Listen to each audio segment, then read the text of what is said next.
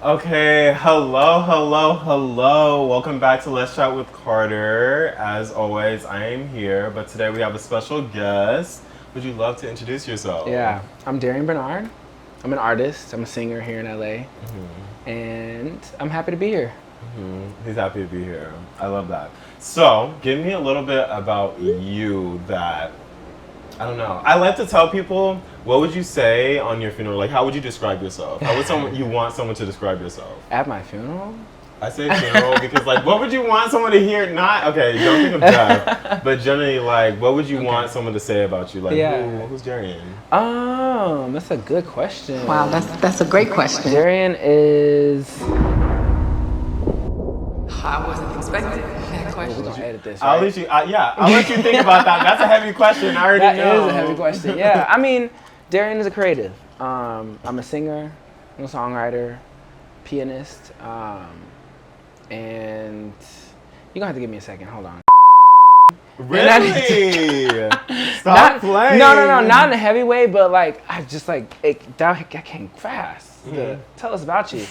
Okay, that felt like a job. We just started. He said, "Oh, you know, hey." It came a little fast. Yeah, no, okay. I'm Darien Bernard. I'm a singer and artist. I'm from Texas. I came out here from Austin, but my hometown is technically Dallas. And I've been here for 2.5 years making music.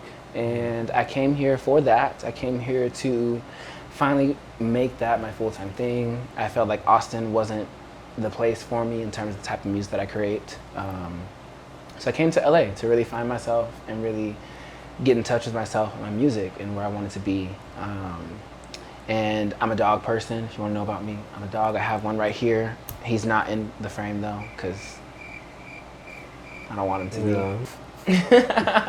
So with like artistry, so obviously you moved here to LA for that specifically to become a musician. So is it singer-songwriter as well, or like just singer? Performing artist, yeah. Okay, I do like to, I love songwriting. That's definitely where I'm strongest as an artist, is songwriting and playing piano. But definitely singer. In terms of genre, not singer-songwriter. Genres, go ahead. I think okay, so like for like the general audience, because me, I'm not really in the field of like musical work or whatever, and like having that background in that genre specifically, and I'm assuming a lot of like the audience really doesn't have that, you know, isn't in that world. Yeah. So like if you were to break it down, how would you describe, I guess, the industry? The music industry? Yeah, like not necessarily the music. I mean, yeah, the music industry, but your like world in it, like, you know, like how is it being an artist? Yeah. And pursuing that. I think being an artist in LA and being an artist in general is it takes a lot of grit. It takes a lot of determination because you're not getting paid to do this. You're not getting paid or asked to do anything. You're doing it because you want to do it, and you're putting yourself out in public to be judged for your emotions, for your work, for the things that you're putting out there to be perceived. So being an artist in the music industry, I would say, especially being independent, it's a lot of just shooting balls at the wall and throwing shots in the dark, and just trying everything, because you never know what could work, and you also never know what you're going to learn from an experience. So I think being in music as an independent artist is really just a journey of self-exploration and figuring out how to take the life that you're living and put it into your artwork. And in terms of more actually like being in the music industry, it's difficult for me because I think it's difficult for anyone who's obviously an independent artist or an artist in general, but me being black and gay and male in the industry, and also combine that with the type of music that I make, which is pop, there's not much representation for us. There's also not much, there are not many people there who want to latch onto us. And so that makes it a lot harder to build. It makes it a lot harder to find your footing, or even people who you can relate to. Because I can count on one hand how many artists I know, whether personally or online, that are black and gay and pop. And so that makes it hard because, you come across a lot of no's, you come across a lot of people who see you and they want you to be a certain thing that you're not. And it's just a lot of being grounded in who you are and really standing in that with confidence and building your own stage. Because no one's gonna do it for you, especially when you're an artist like myself. No one's gonna do it for you. So you really have to build your own stage. And, no, definitely recognize that. Like, I think I'm like relating it because like I feel like my own personal journey was like through me podcasting and like learning, I guess, because I'm just doing this for myself because I enjoy like opening conversations, learning new things about people, like learning new spaces because as I said, I am not in the musical world. Like I don't even know how I would even categorize it, but like with artistry in terms of like being a musician or a performer or whatnot, I'm not in that spirit. So like conversations like this are very fun because it like lets me get to know what's happening in other realms, as well as like just talking to people. I love consulting. I love talking to people and like having a conversation, but as well broadcasting that conversation for other people so they can get a feel of what's going on. Yeah. Honestly, I love it. I'm really grateful to be here. Yeah. I feel like I appreciate you being here. Honestly, I love someone who's down. Like, yeah, it just speaks a lot for someone to be down to like get on a podcast. Yeah. And, like, have it's fun. I mean, I really have been wanting to like hang out with more creative people. I love seeing what you've been doing. Like I said, my TikTok For You page loves you. And I mean, it does. So free promo, add me on TikTok. Definitely, like, yeah. What's the at? Tell them. Yeah, they know. It's been said before, and I'll say it at the end. So you know what it is. It's the same thing that you're listening on, but yeah. So more on. I think I want to get like into like the day to day of who you are. Why people should latch onto you, obviously. Yeah. But like, what's your day to day? What is the day to day and the day in the life of Darien Bernard? Is that day in the life? Yeah, Darien Bernard. I was like, hold on. I was going full throttle with that. I was like, I hope that's how you pronounce it. You said it right. You said it right. Okay. Not many. I feel like people can never spell my name right for some reason, and it's not that hard. It's not that hard. How's my name spelled in your phone? It's Darien. Okay. Well, we did meet on an app, so it makes sense that you know how to spell it. We've been on social media, right? So I work a day job right now, and that takes up like the day chunk of my life. So my day job, I work from home. I do that. That pays my bills, and that's cool. And after I get off of work, after I get off of day job, I also teach fitness classes at a gym downtown. So I'll do some cycling classes or HIIT or whatever. Yeah. But yeah, so day in the life. I wake up super early. I wake up at like 5 or 6 a.m. most days, and I'll walk my dog, and then I will make breakfast and work on music or whatever it is that I have to do that I just want to work on. I like to spend the first like hour of my day just kind of doing whatever I want to do, because I'm about to spend the next 8 hours giving it to the man. So I start my day doing what I want to do, and that's usually music. That's usually making some progress on whatever I was doing last night. And then the day job, I give them my time, I give them my energy, and they give me my money. And then after that, I go to the gym. If it's a day off, I'm just going to the gym to work out. If it's a day on, I'm going to the gym to teach. I'm still working out because it's cycling. And then after that, that's when I come home and I do my own shit. That's when my day really starts, because that's when I get home and work on music and just really like let the creative juices flow. I try to also split my time during the day. So because I work from home, when there's a down period or my lunch break or something, I'll like sit there on my laptop and work on music or work on whatever it is Darien Bernard related that I can make some progress on.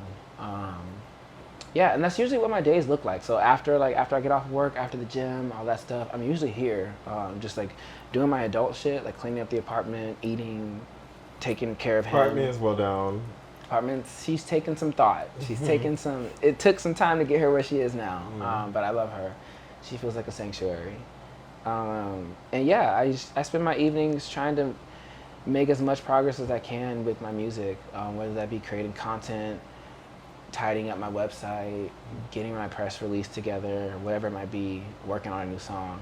I always try to spend time every day working on music. And then the weekends, it's more of the same. I still work on the weekends because my gym job. So I still teach classes there on Saturdays. Then after that's done, I do my adult shit, my routine, and my grocery shop and all that shit. And then when I get home in the afternoon time, it's music and content until whatever party Saturday has in store for me.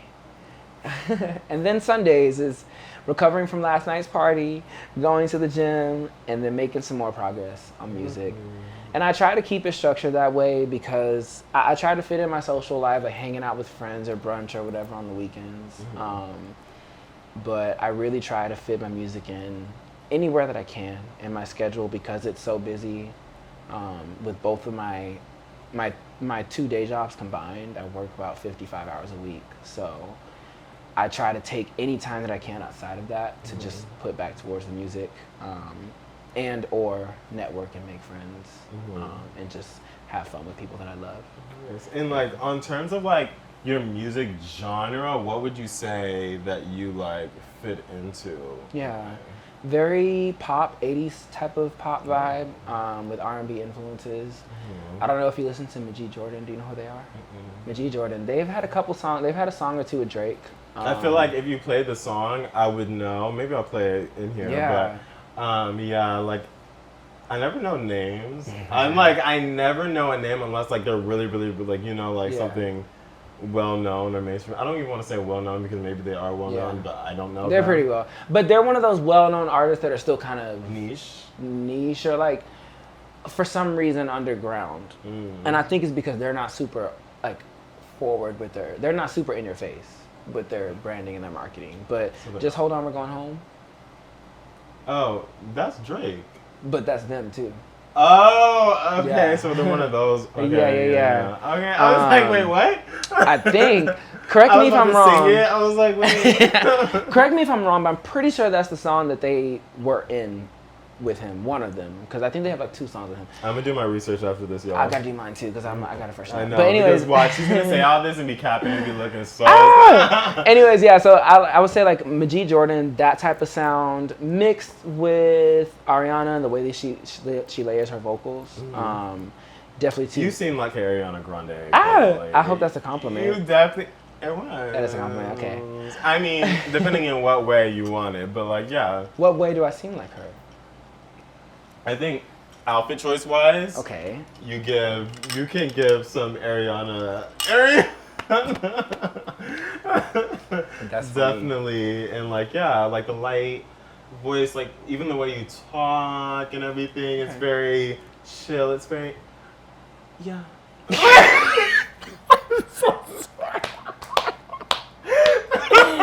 Shut them.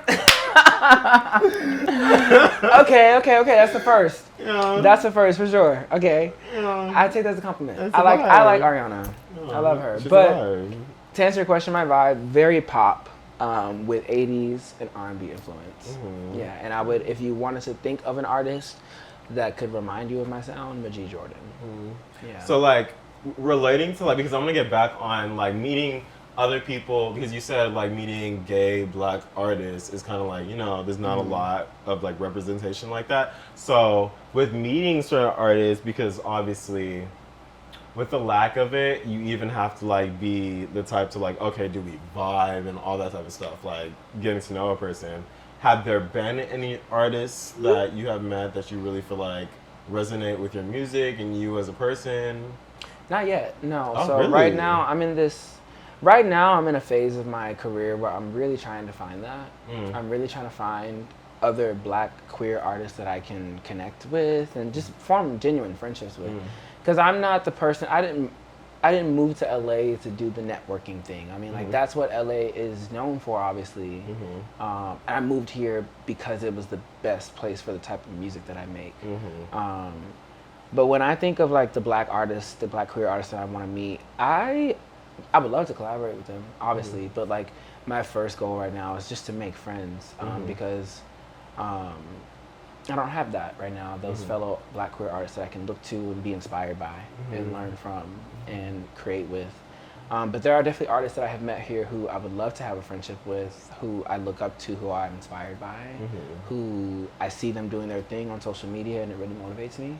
And so when the time is right, I hope that I can definitely spark some sort of friendship with them.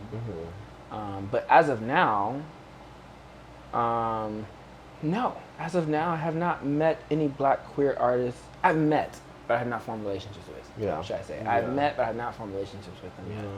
Because I think like someone who comes to mind that's like really in this, I wouldn't say the same lane because like I obviously don't know specifically what genres like fit in what genres, but like first come to mind with like based on like Instagram presentation wise, I would say maybe like Bronze Avery. I knew you were gonna say him. Why? Because he's one of the artists I look up to. Oh, I knew. Yeah. He's one of the artists that I've met him once or twice. I don't know him personally, obviously, but I think from what I have perceived and from the interactions that I have had from him, I think he's a sweet person. I reached out to him some time ago for some advice, like artist to artist. I think I asked him, like it was around the time when I moved here, and I reached out to him. I was like, I see you doing your thing. It really inspires me. Like, do you have any advice on like how you make a living as an artist? Like, how do you juggle like the expenses of being an artist versus like how do you make money from your art? Or just how did you work towards making money from your creativity? Because that's what I'm trying to figure out. Is like the day job, it definitely supports me, but I can't wait till the day I can quit. And so I'm looking for ways that I can like put money in my bank account from my creativity. And so I remember reaching out to him a year and a half-ish ago about that. He was very responsive. He had some really good advice to give. And one thing that he reminded me of was he was saying like, the biggest piece of advice I have for you is to figure out, like learn how to produce yourself, learn how to do everything yourself, because it's going to save you a lot of money and it's going to save you a lot of time. And it was something I already knew, but I was very hesitant to do because like learning how to produce is a very steep learning curve. But I was already on the track of like learning at that point, but like hearing it from him was more of a like, it solidified that like, yeah, like I'm doing this and I need to keep doing this. Because like I see someone who I'm inspired by, they're doing it and he's making his own music and he's producing and doing his own shit right now. And it's very valuable advice. And I've run into him a couple times here around LA. He's a very nice guy. So I definitely think he's someone who I'm inspired by. I would love to just talk to him more in the future, whatever that might be. But that's a huge compliment that you would, I remind you of him in a way. Yeah. Literally. Like that's what I see. Cause I think I was more so into him when he was into more so photography. That's when I first got engaged, and then he became a musician. I was like, oh, okay, like I didn't see that coming.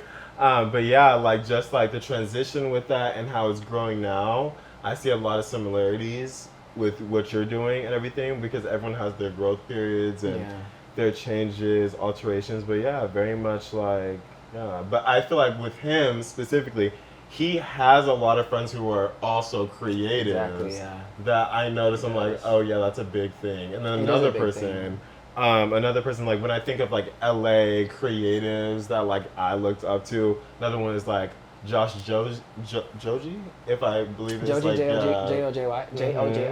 So like photographer wise, like that era and everything with his group and everything. Actually, literally, I bought this from him. That's kind of crazy that I say it right now. Yeah, that's cute. I remember because I used to get his like things on Depop. Like he had like he used to sell clothes. I don't know if he still does it right now, but yeah, back in those days, back in the Depop days. Used to get clothes and everything. He used to sell them for cheap, and I'd be like, yeah, real quick, got those, and then he like released like these necklaces, and I was like, oh my god, that's super cute. That is cute. So, it's a B, right? Okay. So shout out to Josh Joji or Joji. I don't know how to pronounce it, but yeah. I love like shout outs to the Inspos, and we're here in LA. I love that, but I love that you resonated with that because no, I really do. I really do. No, I feel like he's the only other. He is the only Black gay pop artist that like I have to look to. Yeah, I haven't. I know there's Darien Bernard, who is also very successful and someone to pay attention to. Wait, I think I met. Is he the one who does contacts? I'm not sure, but he's the one his partner died recently. I'm not a Darien Bernard like super fan, so I don't know a lot about him, but I know enough about him to know that like he's also someone who's kind of breaking the mold. I swear, I feel like I know that name, but it's not popping up. But anywho, You probably do. But other than Bronze Avery, he's the only other like black gay boy I see in LA, like doing the pop thing and doing it very proudly, doing it very well, and doing it, with no shame. And I love how like transparent, because I remember when he went on tour and he was talking about like his experience with that, and how like he was like, listen y'all, I need you to really stream my music because that tour put me in that, I remember that. Like that was like, okay, so so with that's when I really got awakened. I'm like, okay, so you are putting your all into this, and like you're doing the thing that you love. That gets me in the question, like, have you been on tour? Have you like, what is that going like, or like promoting yourself? Like, what is the dollars and putting in the motivation for that? Yeah, those are kind of two questions, but rolled into one.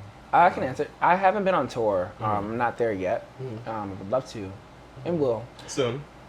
But I am. But I have performed a lot. So when I moved. Yeah, I have you on social media, babe. So I have performed a lot. It was in 2022, January of 2022 was when I started performing. I had a show originally in December of the prior year, but I got COVID, of course. But January 22, I sure did. Can it be me? Oh, please. You never got it? Oh, whatever. I doubt it. I feel like we all got it at some point. Maybe just some of us didn't know. Asymptomatic. Okay, sure. But I started performing in January 2022, and I was performing like once every other month from then. And it was very happenstance. Like I knew that I wanted to perform because I've always been a performer. I always sang I grew up, like the way I started music was I used to make music with my cousins and my grandparents and my uncles and aunts in their living room when I was younger. So I was born in New Orleans, and you are like literally all around because this is literally where my dad and his family are from, like literally tracks. Yeah. So that's so funny. Go ahead, though. No, I was born there, and then Katrina happened, and that's what pushed me to Texas. But when I was there, I was always like at my grandparents' place making music, playing instruments with my family. And then I moved to Texas, and I was doing the same thing. I learned a bunch of instruments, went to college, and then I joined an a cappella group. And that's when I really fell in love with performing, because I was on stage with other singers, and I had a mic in my hand, and there was an audience that I was performing to. And it was a little different because it was a group, obviously, but that's when I really fell in love with performing as a vocalist. Because before then, I was already performing as a pianist, but I had never gotten on stage and done the thing with my voice. And so moving to LA, I knew that I wanted performing to be a part of my brand. And so I booked that show January of 2022, and I just kind of kept doing it. I was like, I wasn't even doing it to build a fan base. I was just doing it because I love performing, and I wanted to become a better performer. That's all I ever wanted to do with that. And so no tour, but technically a tour because I was performing every other month, which is, I would say, pretty frequent for someone my size as an artist. And all the repertoire I was performing was not out yet. And that was really nice. Like, honestly, I think that performing really helped me get in touch with my voice. It helped me get in touch with my sound, because without performing, I don't even know that I would sing the way that I sing now.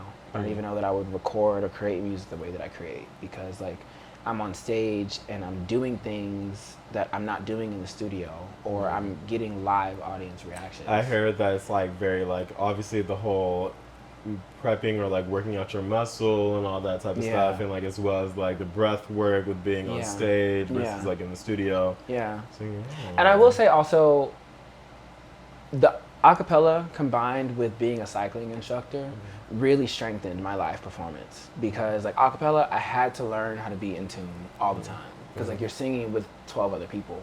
So like if any one person is out of tune, it's gonna mess with the whole sound. So I had to learn how to really like be in tune all the time from acapella.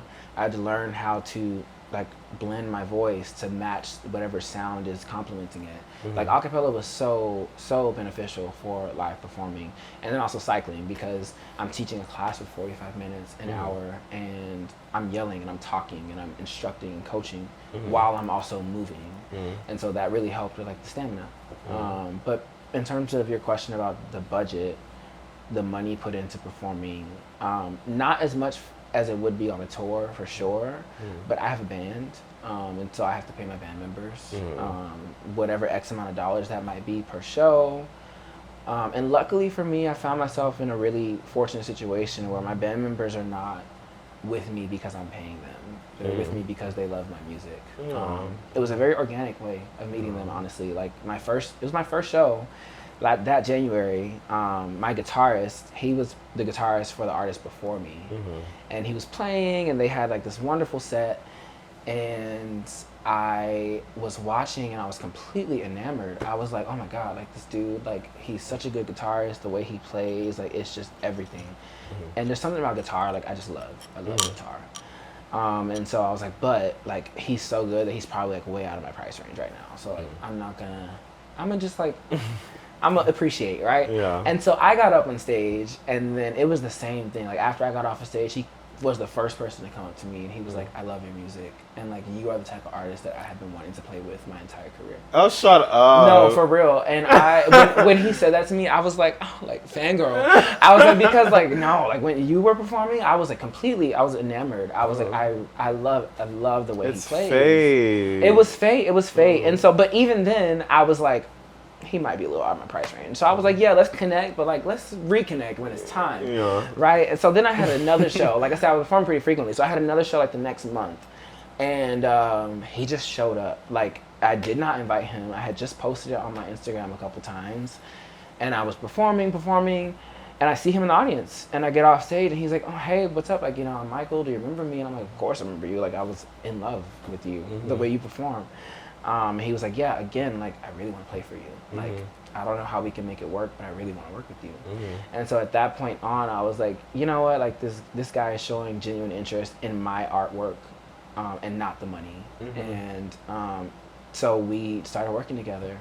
And so I say that because I still pay the guy, because like I'm not a person who, like, you work with me, I'm going to show you that you're valuable. So I pay him whatever he asks me to pay him, whenever he needs it to be paid. After every show, after every rehearsal, he gets paid, but he's not there for the money, because he makes a lot more money touring for other artists that he works for. And then my drummer, it was the same thing. I met him, he's a friend of a friend. He came to a show, and he was like, do you need a drummer? Like, I love your music, and I love to play for you. And it was the same thing. So the both of them, to answer your question with the money, I would say, if we're being really transparent, every show that I have, I probably pay the both of them, between, I don't know how transparent I should be with pricing, because I'm so small. You don't have to, man. I don't want, whatever you're comfortable with. Like, I don't want other guitarists or drummers to feel like they're being slighted, or I don't want them to feel like my people are being slighted. But I pay them what they ask me. I'll say that. Exactly. I'll pay them what they ask me to pay them, and there's no questions asked about that. And I love working with them. But in terms of costs of touring, it's usually just whatever I have to pay the band. I'll throw a number out there that usually averages up to $500. I don't think I've ever had to pay more than like $500 to my band. And then for the equipment, I mean, that is whatever I have to pay for the equipment, like my mic, my guitarist, cymbals if he needs cymbals rented, equipment, food or whatever. But other than that, performing is less a money thing and more a promoting thing. Like more getting people to buy the tickets, getting people to come to the show, getting people to share it with their friends. That's the hard part. But when I start touring, that'll obviously be a lot more coming out of my pocket. Yeah. So with like, because obviously you said with like, because everything is really networking. It is not like, even though you don't want to be intentional with it, or you don't want to be like, that sly type of person, but like finding your people and finding your space is very important, because it's all around building a team and who's around you. Like, as they say, it takes a village. So with that, you haven't found many other Black queer artists who like fall in your like niche or category with like being, I guess, musically. But have you found other people to like, I guess, help with the promotion and like you know, word of mouth, basically marketing, like as in like, do you have a group, you know, that I feel like I'm rambling, but generally, do you have a circle? What's your circle? What's your background? What's your place? Yeah, I'm still finding my circle. I'm still trying to find my creative posse. See, that's like me. I'm about to drop names. I'm about to be like, here you go. Here's this, that. I love to share. I'm like, get in contact with them. No, yeah, I'm definitely trying to find my creative posse right now still because I haven't found that here yet. And I think it's just because my first 2.5 years, I spent a lot of time, like, I moved here with no friends, but I was very lucky to have one person that I knew when I moved here. And that person introduced me to a lot of the friends that I know now. And those friends are great people, but most of them, 99% of them are not creatives. They're not building something like what I'm building. And so I'm still looking. You need to find people in your center, and they kind of understand it a lot more as well because like they understand like the energy, the work that you put into it and all that type of stuff. Exactly. Yes, I'm still looking for that. But my circle, I mean, I do have a manager. He's a friend of mine who he's very passionate about artist management. He's also just very passionate about, like me, quitting his day job so he can work in music full time. So we love that. That always gets the passion going. Like, it does. Yeah. So he's very nice. He's just right now the way that we're working because I'm still growing. So right now he's doing a lot of like supporting me mentally and also like looking for opportunities for my songs, like sync opportunities or playlist placements, anything that we can do to get another step forward. And then when shit starts really rolling more, he'll definitely he'll have more work on his plate. But other than him, in terms of my circle and who's helping me out with it, I do have friends who are producers and creatives. I have one friend who he's a producer. He and I have very good creative chemistry. Every time I send him a song, I know he's gonna send back a demo that's better than what I sent him. He just knows what I like. Love that. That's like having a team. That's like, when I tell you, like once you have those people who are like creatives as well and like they do things that you wouldn't even think of, it's like, oh my God, things just fit so well and you guys bounce off of each other. It is so great. It is. It's so great. And I'm still, even with him, we're still trying to tap into that more because like both of us are working day jobs right now that are draining us. And so he and I, whenever we get together, it's definitely just like let's just like let all that creative energy out. Like we both been working these day jobs. Like let's just like make something really cool. And so he's someone that I work with very closely, but for the most part, I do it all myself. I produce everything, I mix everything, I write everything. And when you say produce, because people don't know what production is, like what do you mean by you produce? Like get into it. What do you mean when you say like what is the that's the nitty gritty? You know, it's not a meme of her like switching between. You maybe don't know it, but producing is. I mean, okay, moving on. He's like, no, I don't know, but sure.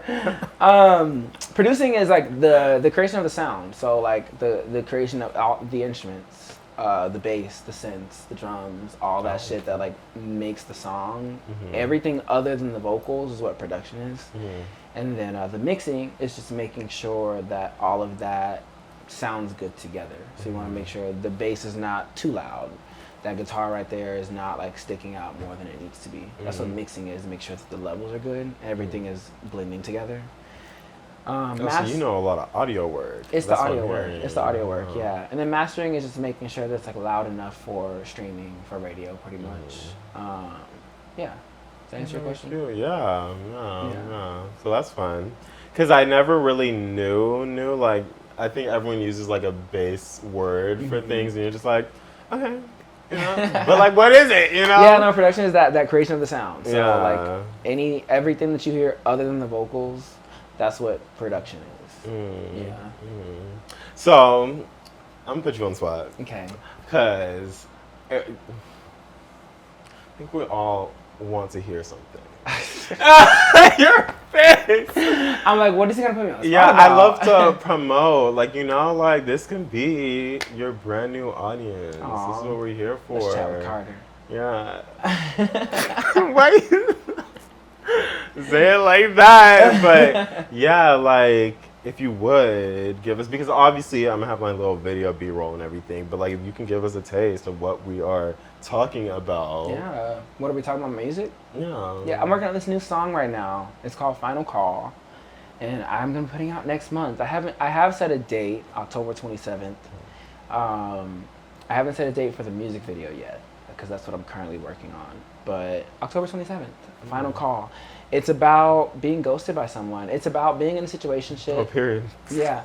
It's about being in a situationship that was not complicated at first, but became complicated, and it didn't need to be. And it's just talking about like how I feel about like, damn, this could have been so simple and fun, and ended up not being. And then I ended up getting ghosted. But I'm so also, this is a story time.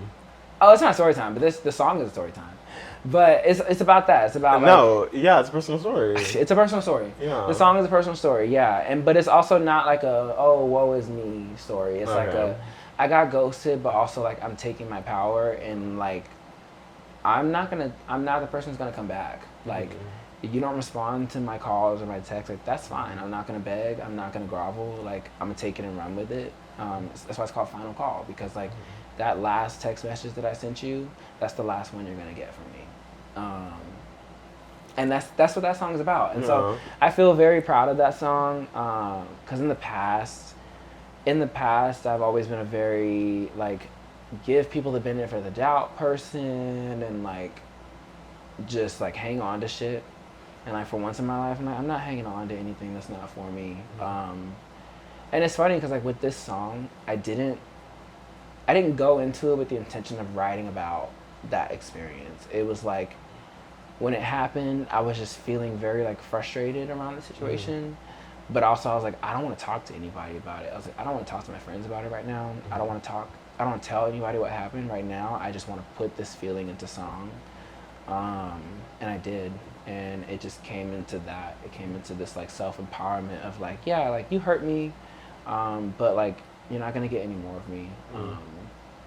And what we had was cute and fun and sweet while we had it, but like right now, it's not there anymore. And yeah, so that's October 27th, Final Call. I'm really excited to put that out.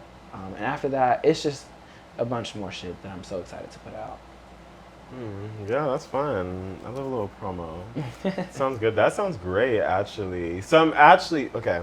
So this is, my nitpickiness and everything of what I have noticed. Because after talking to you, I don't think we briefly conversated and everything, but like getting a feel of your vibe and something that like has came to mind, I would say, like giving stories about like what your songs mean to you more on social media would help connect a lot more. Yeah.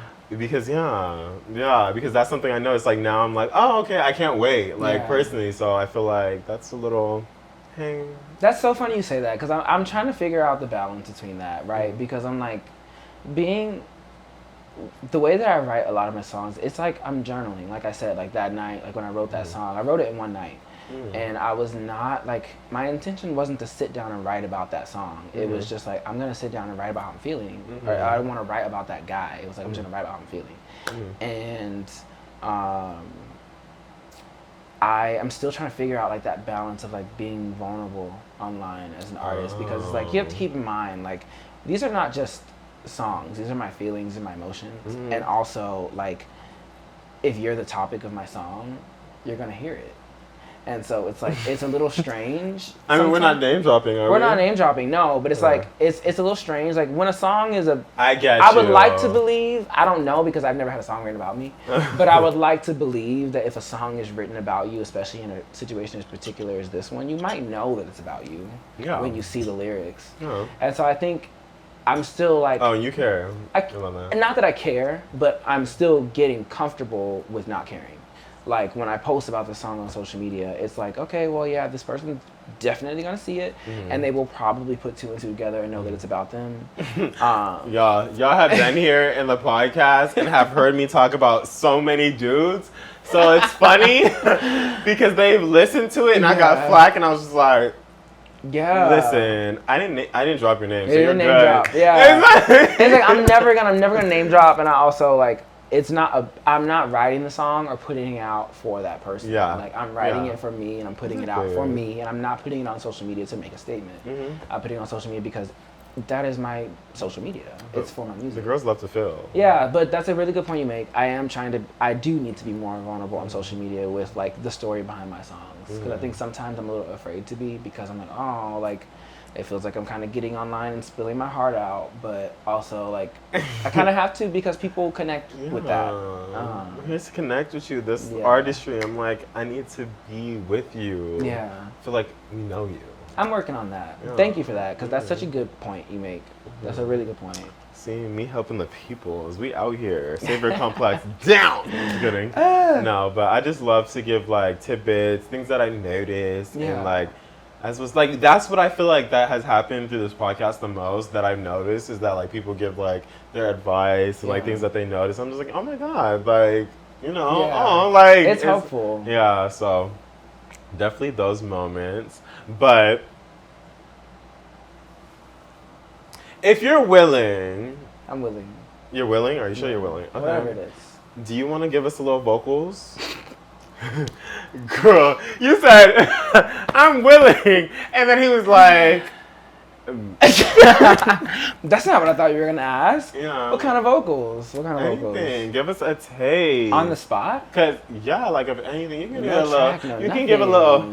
What do I want to sing? I'll sing the chorus of my new song. How about that? Oh, yes. Yeah, we get how about that? Yeah, that's cute. It's cute. How about that? Oh, how does it? What's the key? What if it's just a crush? What if it wasn't love? I know we got your heart. I promise I need no more. Won't bother keeping up if you ain't picking up. You'll only get me once, cause it's my final call. Oh, not the ending. It's my... Okay, yeah. Yeah, you'll only get me once, cause it's my final call. Yeah, I love We don't that. do second chances. First heard. Wait, no, but did you post it on... What was that? Did. Yeah, okay. Yeah. So, no, because I saw a comment. They were like, oh, we're getting this little sad boy I know, era someone was like, again. we're not sad boy. I'm not sad. I saw that, I was like, I'm But not sad. it was giving sad boy. It's giving It was sad boy. giving Yeah. against the car. Listen, yeah, so I'm working on like separating that, because like, I recognize the song's kind of sad boy vibes, but I'm not sad about the situation. Yeah. I'm so not sad about it. I was like, the situation is what it is. It was very beautiful when it was fun. But some people love sad music. They love But they love that, exactly. And it's like, Yeah. I'll lean into that. It's like if you are getting sad boy from this, I'll give you sad boy. That's fine. No. It's sad boy vibes. Sad boy vibes with like a upbeat feel. Yeah, so you have to see it. So in order for you to see it, we're going to drop the socials. Socials. Darien Bernard, like the dog. Darien Bernard, like the dog. Saint Bernard. That's everything. No, but I'm just laughing at that comparison. I was like, wait, hold on. Because I completely forgot that a Bernard, like, you know, Saint Bernard is a dog. And I was like, why do you just compare himself to a dog? Like, I feel like it's the easiest way, because one of my biggest pet peeves is people spelling my name wrong. And I'm like, whatever I can give to you to help you not spell my name wrong is like, whatever I can give to you. So, help you out. Yeah, Darien. Bernard, like the dog. And obviously, you can check him out on my socials at Let's Chat with Carter. We are now on not just Spotify. Hold on. We are on Amazon Music. Since we're on Apple Music as well, everyone has been raving on me. Like, you need to release. I didn't know how many girlies had Apple Music. So many people. I did not know that people use They need to Apple get with Music the like program. that. Exactly. Well, But- honestly, Apple Music pays artists more, so. Oh, okay. Okay. See, tidbit from an artist. There you go. But yeah, so you can check me out on those to stream the podcast. But other than that, Instagram, TikTok, Threads, soon coming YouTube. Actually, I'm actually really getting to like together. I've been saying it for a long time. But by October, bet on it. Bet on it. That's I next literally no, because as I release this episode, you'll see the YouTube. It'll be on YouTube and on podcast as well as on the socials. Yeah, Period. I love that. We're getting it all together. It's kind of crazy. We Who built knew? Yeah, but yeah, that is that. As always, everyone, this has been Let's Chat with Carter. Any last minute words you want to say? Thank you for having me. Thank you for coming to my humble abode. Thank you for having us and sharing your story on Let's Chat with Carter. As always, guys, stay purposely you. Bye.